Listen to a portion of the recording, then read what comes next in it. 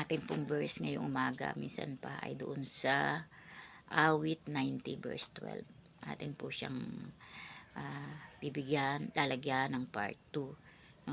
Sabi po dito sa awit 90 verse 12, yamang itong buhay namin maikli lang na panahon, itanim sa isip namin upang kami ay dumunong. Ano po, kailangan natin ng karunungan na malaman na maiksi lang ang buhay natin. No? Pero topic po natin sa last video ay it's all about us. Ano po, yung buhay natin na maiksi lang, kailangan magawa natin lagi yung maganda, no? Like, kung alam natin na kukunin na tayo ni Lord, ang gagawin natin puro maganda, no? But today, ang ating pong video ay it's all about others, or our family, our loved ones. It's all about them. Kung kailangan maisip din natin na baka isang araw sila naman ang kunin ng Panginoon. Baka isang araw hindi mo na magawa para sa kanila yung magagandang bagay. Ano po? Baka isang araw yung mga magagandang bagay na pinlano mo para sa kanila hindi mo na magawa. Ano po? Kaya tayo po ay patuloy na tinuturuan ng verse na ito na lagi nating alalahanin na ang buhay natin ay hindi pang matagalan. Ano po? Maging ang buhay ng mga mahal natin sa buhay ay hindi pang matagalan. Kung hindi, isang araw baka kunin sila ni Lord na hindi mo pa nagagawa, wala kang nagagawa para sa kanila. Napakahirap po sa buhay ng isang tao yung marami kang regrets, no? Sayang, kung alam ko lang na mamamatay siya, dapat ganito na yung ginawa ko. Sayang, kung alam ko lang na mangyayari to sa kanya, ganito na lang. Puro regrets ka kasi wala kang ginawa nung siya'y malakas, no?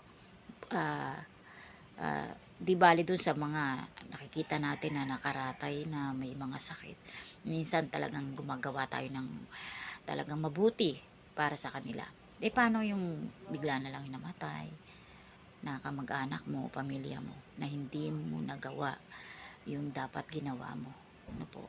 Kaya tayo po laging pinapaalalahanan ng verse na ito na yung pwede nating gawin ngayon, gawin na natin, no? Para sa kanila, no? At yung napakasarap po na pagising natin sa umaga ay puno tayo ng pag-ibig para sa mga pamilya natin o maging sa ibang tao, no po? Na maipakita natin sa kanila yung concern natin, pagmamahal natin, no? Dapat ay kung tayo ay dati madamot o may ganit ugali, kung as long as makakatulong tayo sa kanila kahit sa maliit na bagay, pinakamahirap na dumating po sa buhay natin yung regrets, no? Kapag hindi mo na kayang, wala ka ng pagkakataon magawa yung mga bagay na gusto mo dahil wala na yung tao, wala na yung pwede mong paggawa ng bagay na gusto mo. So kaya habang malakas pa yung ating mga mahal sa buhay, habang nakikita pa natin sila, gawin natin yung pinakamainam para sa kanila, ano po? Yun lang yung pinaka maganda nating magagawa sa buhay natin. Kung ayaw natin na magsisi tayo pagdating ng panahon, no?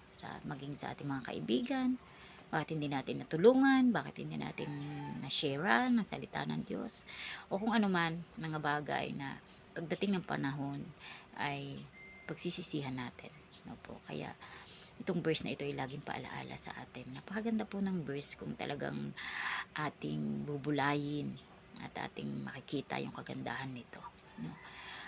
Mabubuhay tayo na laging puno ng pagmamahal, no po, sa ating mga kapwa.